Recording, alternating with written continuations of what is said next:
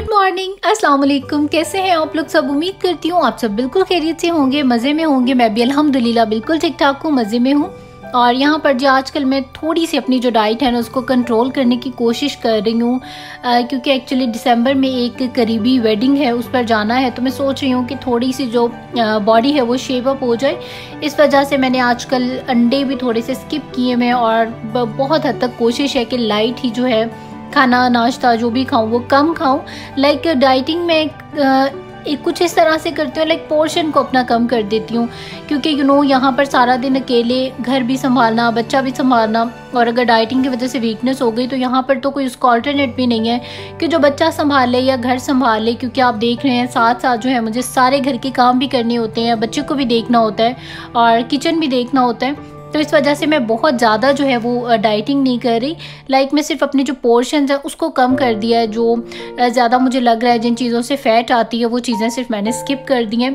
तो खैर जी, यहाँ पर अभी मैंने अपनी बहुत अच्छी तरह से सारी जो क्लीनिंग है उसको भी कर दिया है डन, क्योंकि जी काफ़ी दिन से मैं और मेरा बेटा घर रह कर हो चुके हैं बोर। मैं आपको डेली ही अपडेट कर रही थी मौसम के साथ। वेदर जो था वो बहुत ही ज़्यादा ख़राब था और आज जो है बहुत ज़्यादा ब्राइट डे है। खैर थोड़ी सी ठंड है लेकिन बहुत ज़्यादा नहीं है। और आजकल आपको पता है मेरी शाम में भी जो बीच पर वॉक है वो बिल्कुल स्किप हुई है, क्योंकि रात के टाइम बहुत ज़्यादा ठंड हो जाती है और 6-7 बजे रात हो जाती है, तो वो भी कैंसिल हो गया। अब मैं डे में ही कुछ ऐसा प्लान कर रही हूँ कि बेटे को एक दफ़ा बाहर का जो चक्कर है वो ज़रूर लगवाऊँ, बीच पर ले जाऊँ या किसी करीबी सोसाइटी के पार्क में ले जाऊँ। लाइक इस तरह कहीं इसको एक टाइम ऐसा मैं महसूस करूं कि जो सिर्फ मेरे बेटे के प्ले का टाइम हो।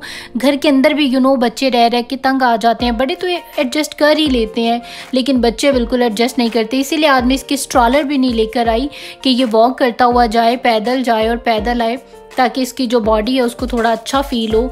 तो खैर अभी हम सिर्फ अपने घर से निकले हैं और आज मैंने सोचा है कि इसको आज बोर्ड वॉक पर ले जाती हूँ, बीच पर, क्योंकि मैं खुद भी एक्चुअली काफ़ी दिन से घर रहकर और थोड़ा सा बोर हो गई थी। और हम लोग जा रहे थे रास्ते में, और बिलीव मी मैं इतना ज़्यादा डॉग से डरती हूँ और मेरा बेटा तो डॉग से के पागल हो जाता है, इतना लव करता है। और आप देखें कि वो उनके साथ इतना ज़्यादा प्ले कर रहे हैं और मैं बेचारी डर के और ऐसे साइड पे कॉर्नर पे छुपी हुई हूँ इस गाड़ी के पीछे कि डॉग्स मेरी तरफ ना आ जाएं। तो खैर मैं बहुत ज़्यादा डरती हूँ, लेकिन जो मेरा बेटा है वो माशाल्लाह से बहुत अच्छा है। और शुक्र अल्हम्दुलिल्लाह कि मेरा बेटा जो है वो इतना ज़्यादा बिलीव मी कि फ्रेंडली है। और मुझे बेसिकली मैं चाहती भी ऐसी थी कि मेरा बेटा जो है वो इसी तरह का ही हो। मुझे कंफ्यूज बच्चे ना थोड़े से अच्छे नहीं लगते, जो मतलब बहुत ज़्यादा शाय फील करें। तो मैं कभी भी नहीं चाहती थी कि मेरा बेटा जो है उसकी पर्सनैलिटी कुछ इस तरह की हो। और शुक्र अल्हम्दुलिल्लाह कि मेरा बेटा किसी भी न्यू पर्सन से मिले तो आप कह ही नहीं सकते कि ये फर्स्ट टाइम मिल रहा है। और अभी इन लोगों को भी, ये हमारे नेबर्स हैं लेकिन इनसे इसकी फ़र्स्ट टाइम मीटिंग हो रही है, और आप देखें कि वो बिल्कुल आपको ऐसा नहीं लगेगा कि ये फ़र्स्ट टाइम मिल रहा है। हर किसी के साथ जो मेरा बेटा है वो बहुत ज़्यादा फ्रेंडली हो जाता है। एक्चुअली मेरी भी नेचर कुछ थोड़ी सी ऐसी है और मेरे हस्बैंड भी थोड़े से फ्रेंडली हैं, तो शायद वही चीज़ हम दोनों से जो है हमारे बेटे में चली गई। और शुक्र है कि मेरा जो बेटा है वो बहुत ज़्यादा फ्रेंडली है। तो खैर यहाँ पर वो इंजॉय कर रहा है अपने न्यू फ्रेंड्स के साथ। इसने ये न्यू फ्रेंड्स बनाए हैं नेबर्स में। माशाल्लाह से रायन जब भी किसी से भी मिला है, इसका कोई भी न्यू फ्रेंड बना है, आई डोंट नो व्हाई इसकी बहुत ज़्यादा वो पिक्चर्स लेते हैं। यहाँ पर भी जो गर्ल्स थी उन्होंने पहले परमिशन ली कि हम इसकी वीडियो और पिक्चर्स बना लें, तो मैंने उन्हें इजाज़त दी कि आप बना लें। तो यहाँ पर वो भी उसकी जो है पिक्चर्स बना रही हैं, वीडियोस बना रही हैं। और खैर शुक्र अल्हम्दुलिल्लाह मैं बहुत ज़्यादा खुश हूँ कि मेरे बेटे की ऐसी अच्छी आदतें हैं। बिलीव मी अभी जब अपना बेटा हुआ है तो पता चलता है कि कोई अपने बच्चे को अप्रिशिएट करे, उसकी तारीफ़ करे, तो बिलीव मी के पेरेंट्स का दिल इतना ज़्यादा बड़ा हो जाता है। मैं तो बहुत ज़्यादा एक्साइटेड हो जाती हूँ जब रायन को सब लोग इस तरह से प्यार कर रहे होते हैं, इतनी ज़्यादा केयर करते हैं। खैर मैं और मेरे हस्बैंड भी, हम दोनों का कंप्लीट जो फोकस है वो अपने बेटे पर ही होता है कि बस इसको किसी तरह अच्छा लगे, रायन किसी तरह खुश रहे, हैप्पी रहे।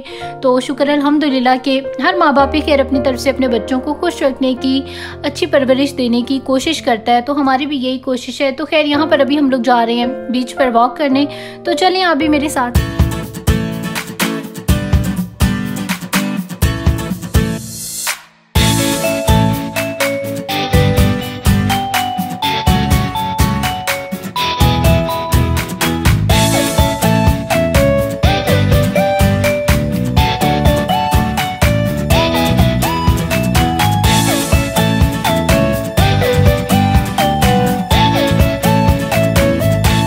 आज काफ़ी दिन के बाद मैं आई हूँ बीच पर एंड बिलीव मी कि ओशन को देखकर ही आपकी तबीयत इतनी ज़्यादा फ्रेश हो जाती है। लाइक मुझे तो ओशन का जो व्यू है वो इतना ज़्यादा प्यारा लगता है। हालांकि बीच पर आप डे में भी आएँ तब भी जो हवा है वो ठंडी होती है, लेकिन कोई इतना मसला नहीं है। थोड़े से गर्म कपड़े पहन लें और धूप हो तो कोई इतना इशू नहीं होता। तो खैर यहाँ पर आप खड़े होकर सिर्फ और सिर्फ ओशन का व्यू देखें और इसको इंजॉय करें, बाकी सब बातें बाद में।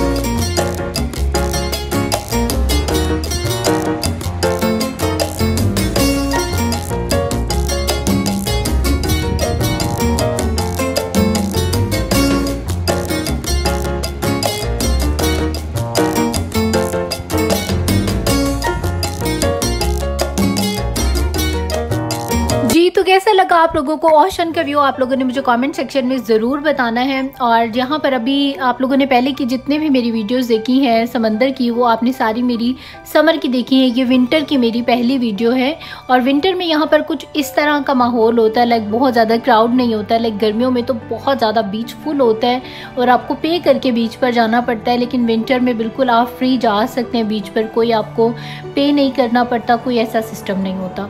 तो जी ऐसी कुछ है हमारे विंटर की लुक और समर की लुक तो आप लोगों ने देख ही ली है।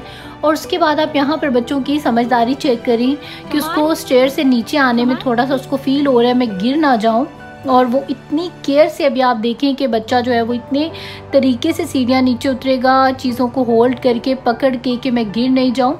तो बच्चे जो होते हैं उनको बहुत ज़्यादा बच्चा समझ के हर बात पे रोकना टोकना, ये जो बातें हैं सभी जो स्पेशली माएँ हैं, क्योंकि माओं के हाथ में परवरिश का जो अमल दखल है वो बहुत ज़्यादा होता है। तो बात पे इस तरह ना किया करें। इस तरह से हर बात पे जब हम बच्चों को रोकते हैं टोकते हैं तो बच्चों की पर्सनैलिटी बहुत ज़्यादा कन्फ्यूज़ हो जाती है। वो जो करने वाले काम भी होते हैं वो फिर वो भी नहीं करते। उन्हें लगता है कि शायद हम ये भी करेंगे तो हम शायद ठीक नहीं कर रहे या गलत हो जाएगा। तो ये बच्चों की जो एज है 5 साल तक, इसमें बच्चों ने इनका ये सीखने का अमल है। इसमें आप अगर हर बात पे बच्चों को रोके टोकेंगे तो वो बच्चों के लिए बिल्कुल भी अच्छा नहीं है।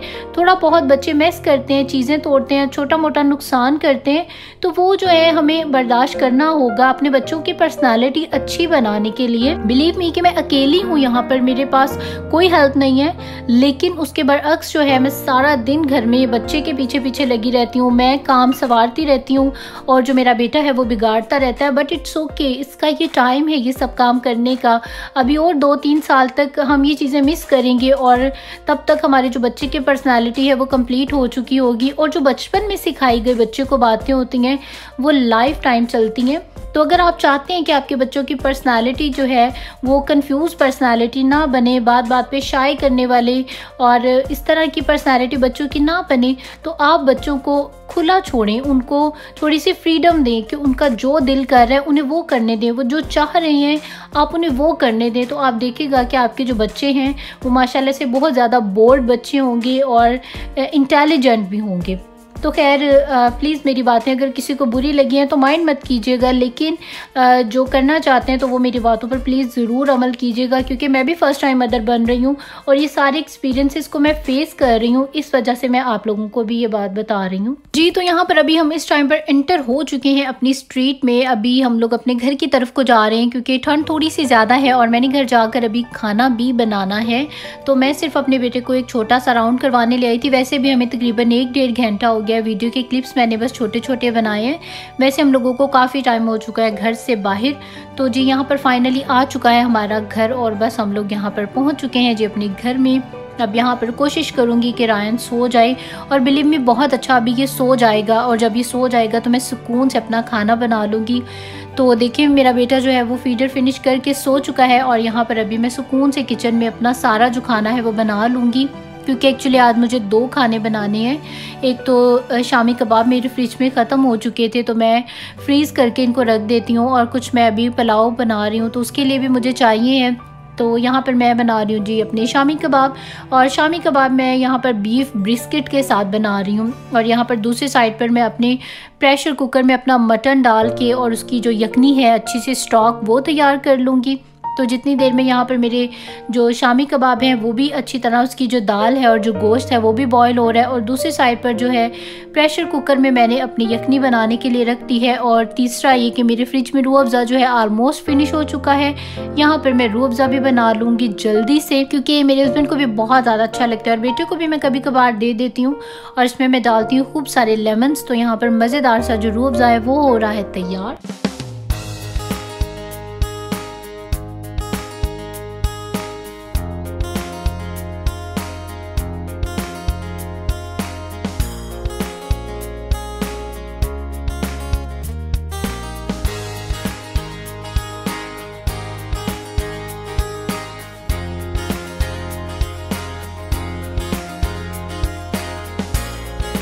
तो जितनी देर में यहाँ पर मैंने अपने रूह अफ़ज़ा को रेडी कर लिया, इतनी देर में यहाँ पर जो दाल है वो भी सॉफ्ट हो चुकी है। शामी कबाब की जो दाल है और जो गोश्त है वो बहुत अच्छी तरह से सॉफ्ट हो चुका है, लेकिन अभी ये बहुत ज़्यादा गर्म है। मैंने इसको दूसरे एक बाउल में शिफ्ट कर लिया है ताकि यहाँ पर ये ठंडा हो जाए। और यहाँ पर जो मेरी स्टॉक है, मटन स्टॉक है, वो भी रेडी हो चुकी है। तो अब आ जाते हैं जी चावल बनाने की तरफ, पुलाव बनाने की तरफ।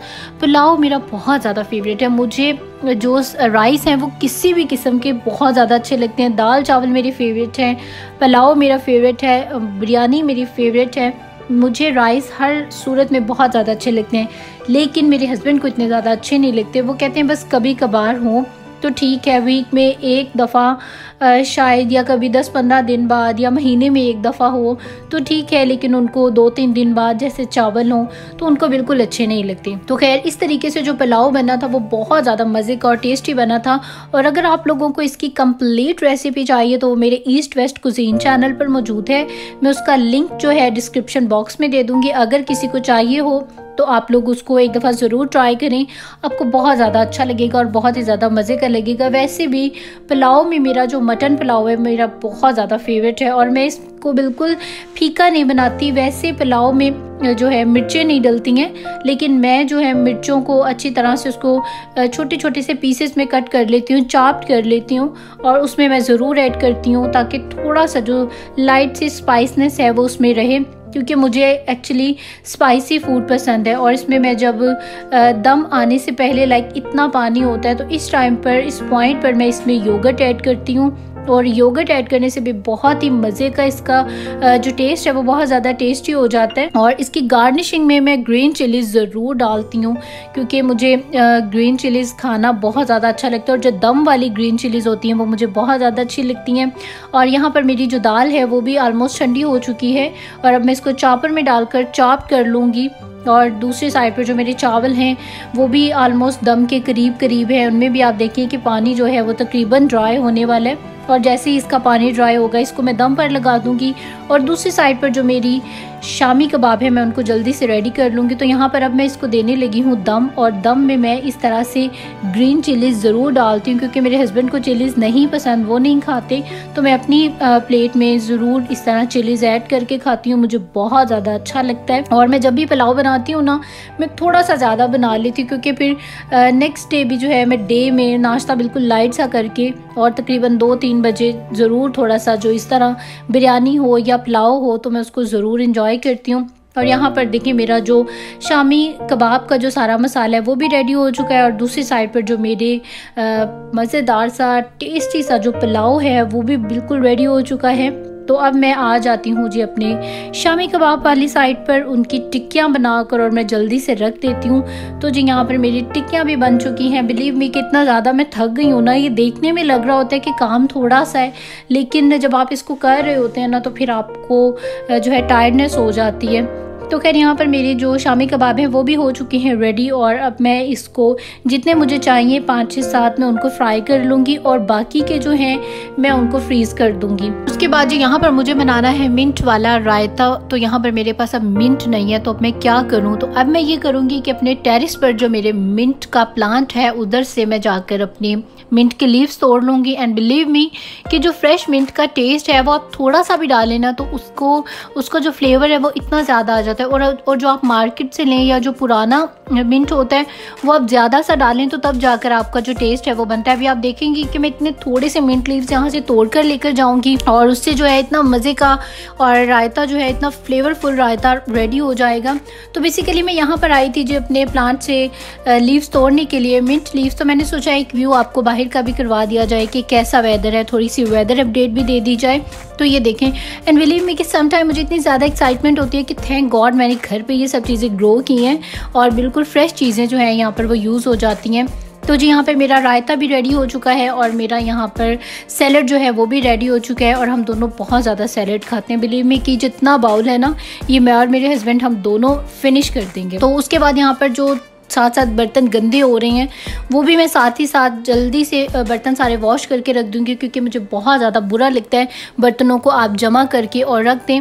और यहाँ पर जी जितने मुझे शामी कबाब चाहिए उतने मैं फ्राई कर लूँगी और बाकी के जो बचेंगे उनको मैं फ्रीज़ कर दूँगी। और फ्रीज़र में हमारे तो शामी कबाब हमेशा रहते हैं और आई थिंक कि सभी के होने चाहिए। तो खैर जी ये था मेरा आज का छोटा सा व्लॉग। होप सो आप लोगों को अच्छा लगा होगा। अच्छा लगा है तो लाइक का बटन दबा दें और मेरे चैनल को सब्सक्राइब करें। और जिन्होंने भी मुझे न्यूली सब्सक्राइब किया है so thank you so much for subscribe मी। और जिन्होंने भी मुझे सब्सक्राइब नहीं किया है तो वो लोग मेरे चैनल को सब्सक्राइब कर लें ऐसी मज़ीद बहुत सी वीडियोस को देखने के लिए। और मेरी रोज़ाना वीडियो अपलोड होती है, आप लोगों ने डेली का मेरा जो व्लॉग है उसको ज़रूर देखना है। और मेरे इस चैनल पर 80+ वीडियोज़ हैं, मेरी पुरानी वाली वीडियोज़ को भी ज़रूर देखें। और मेरा इंस्टाग्राम है पाकिस्तानी अमेरिकन लाइफस्टाइल के नाम से, उसको भी ज़रूर फॉलो कर लें। मेरा फेसबुक पेज भी है पाकिस्तानी अमेरिकन लाइफस्टाइल के नाम से, उसको भी ज़रूर लाइक कर लें। और अब आप लोग मुझे यहाँ पर दे दीजिए इजाज़त। होप सो आप लोगों को आज की वीडियो अच्छी लगी होगी। इंशाल्लाह कल फिर मिलेंगे एक नए व्लॉग के साथ। टिल देन टेक केयर, अल्लाह हाफिज़ एंड बाय बाय।